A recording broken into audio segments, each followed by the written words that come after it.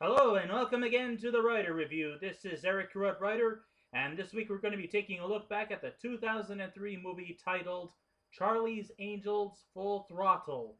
Now, Charlie's Angels Full Throttle is an action comedy that runs for an hour and 46 minutes long. It is directed by McG. It is produced by Leonard Goldberg, Drew Barrymore, and Nancy Yohovian. The script was written by John August along with Cormac and Marianne Wibberley, and it is based on the story by John August, and it was adapted from the TV characters created by Ivan Goff and Ben Roberts. It is directed by narrated, I should say, by John Forsythe. The score was done by Edward Shermer, the cinematography by Russell Carpenter, and it was edited by Wayne Warman. Now, the stars of this movie are Cameron Diaz, Drew Barrymore, Lucy Liu, Bernie Mac, John Forsythe. This was his last appearance. Oh, by the way, I should also mention that the late Bernie Mac was actually replaced Bill Murray as the character of Bosley. I know this is seems kind of a bit strange, but I'll probably get on more onto that.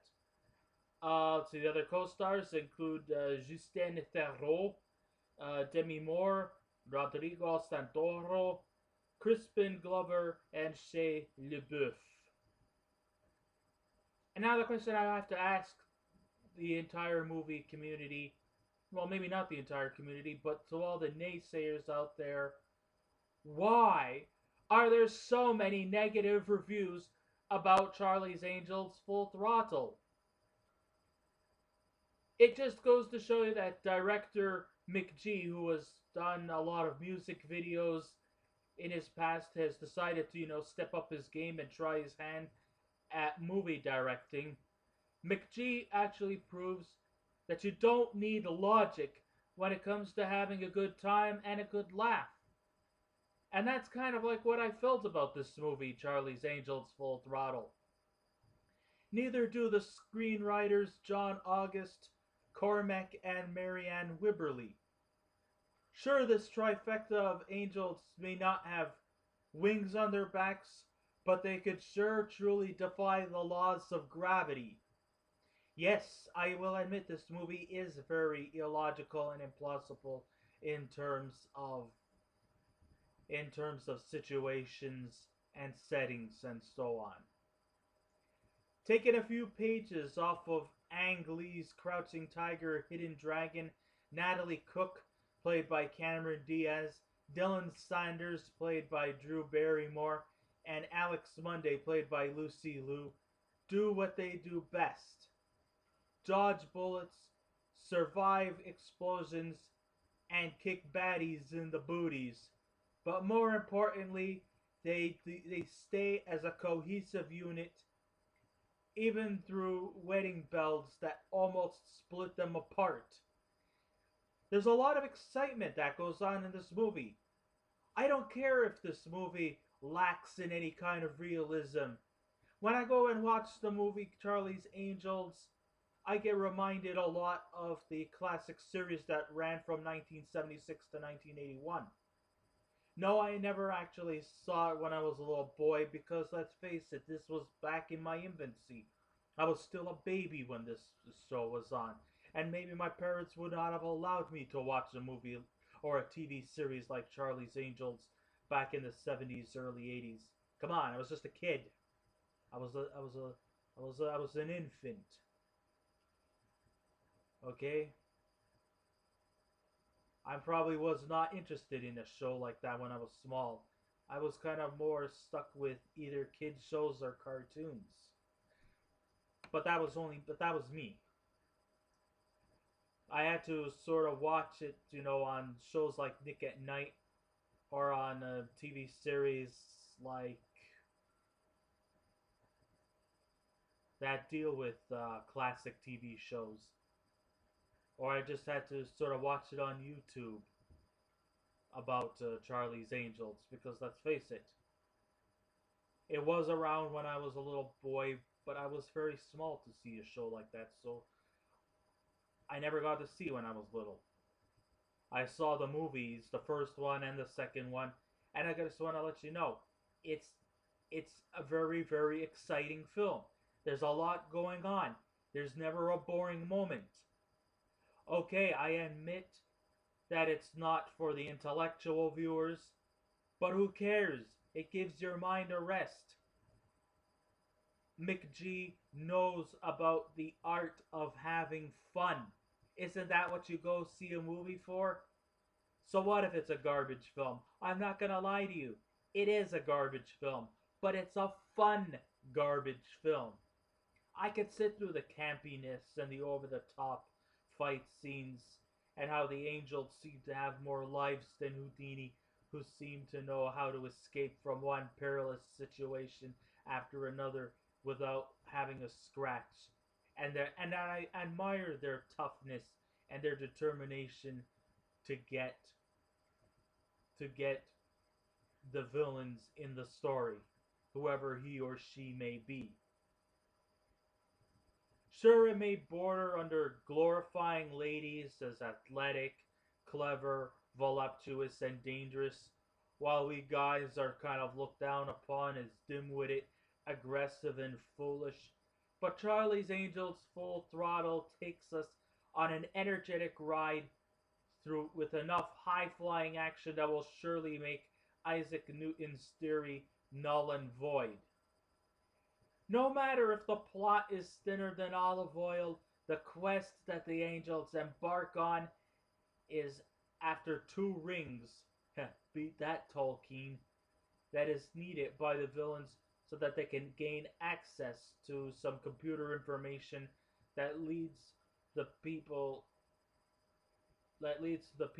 enjoy the government's bountiful ways in the witness protection program. Lo and behold, in a plot twist, one of the angels is part of the government's witness protection program. So now it is true that their lives are truly on the line, and they are definitely out on the run from these villains. But are they just gonna run and hide? Of course not. They're out to take action and they're out to kick ass, whether anyone likes it or not. If you don't like the movie, okay, that's fine. You're entitled to your opinion. I'm not going to be the one to cast any kind of judgments or throw stones at anyone.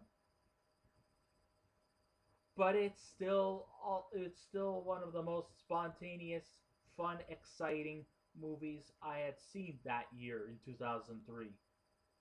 It is just, I mean, I was never bored for 1 minute.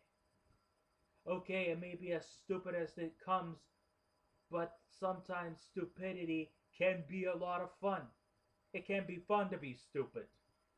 And this movie is stupid, but it's fun. It's entertaining. It's not to be educated. It's to be, and it's not to enlighten or expand your inner thoughts. No, this is entertainment at its finest.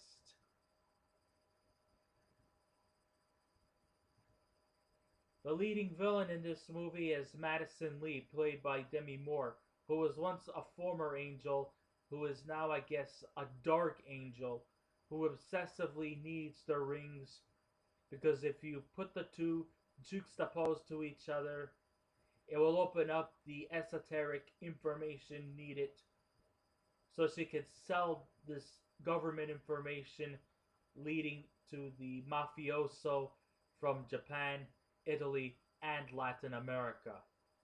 And while our heroes, as expected, find the rings, completing their initiative is where the fun really commences. The costumers really do a bang up job here, and I gotta give a good round of applause to the costumers, especially the makeup artists who did such an overwhelmingly dedicated job in their work of making these angels as beautiful as they are dangerous. So I give a hats off to Kimberly Green and Cheryl Beasley Blackwell. The angels definitely truly go incognito throughout their whole mission, even to a point of looking stunning, like they're painting the town red.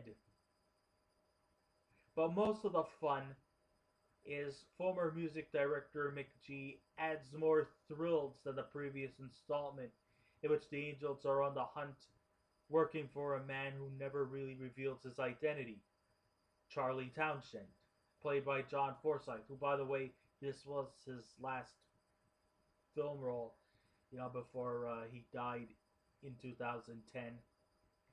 But this was a good way for him to end his career and a good way to spend the last, remaining years of his life, knowing that he did one last Angel film, a show that made him famous, and a film that further enhanced his notoriety.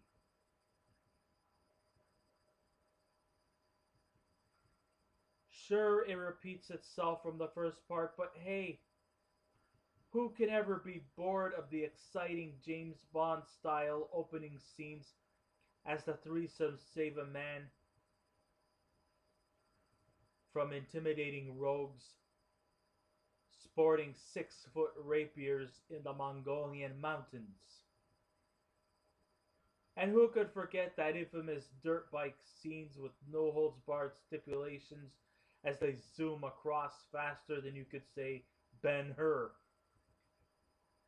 The goo into a cartoon world where they push and go far as to outrageously shoot the girls while upside down. Some of the stunt work in that dirt bike scene is truly amazing. I really, really, really had a ball watching that scene. That scene really sold itself quite well. But when it comes to chemistry, Lucy Liu, Drew Barrymore, and Cameron Diaz truly have it, and the alliance that these three have are some of the best ever displayed in cinematic history. I don't care what anybody says.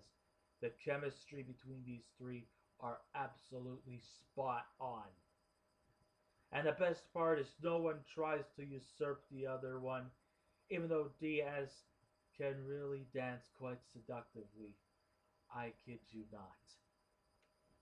So, of course, the buzz will be focused truly on Demi Moore, who's been at that time kind of like off the screen while exhibiting her sharp skills, and a Renaissance figurine body proves she could be a formidable adversary to the Angels. With all the energy needed, this big budgeted film has some great supporting players in there, including Crispin Glover, who plays the role as the Thin Man, Bernie Mac, who for some strange reason had replaced Bill Murray as Detective Bosley. It's like, I didn't know that Bosley had a black brother unless, maybe he was adopted. Possibly. And John Cleese also, he's definitely a Monty Python icon. He plays the role as Alex's dad, who thinks due to Matt LeBlanc's subliminal wording, has suspicion that Alex is biting off more than an angel could possibly chew. So for all the naysayers out there, no, I'm not going to extend my middle finger or to extend any kind of ostracizing towards your beliefs. You're all entitled to it. There's a lot of negative people out there. But you negative people out there, I will not let you spoil my fun. It was an exciting film. It was spontaneous. It was light on humor. And it didn't take itself seriously. So that's what really matters the most. The action was exciting. The humor was really spot on. And I really, really have to say I enjoyed myself very much. Sure, it doesn't have anything that's remotely logical or plausible, but who cares? As long as you had fun, that's really all that matters. And I, for one, truly had fun with this movie. I'm sure McG did. I'm sure that the stars did, and believe it or not, there's also quite a lot of cameo appearances from a lot of well-known, familiar names.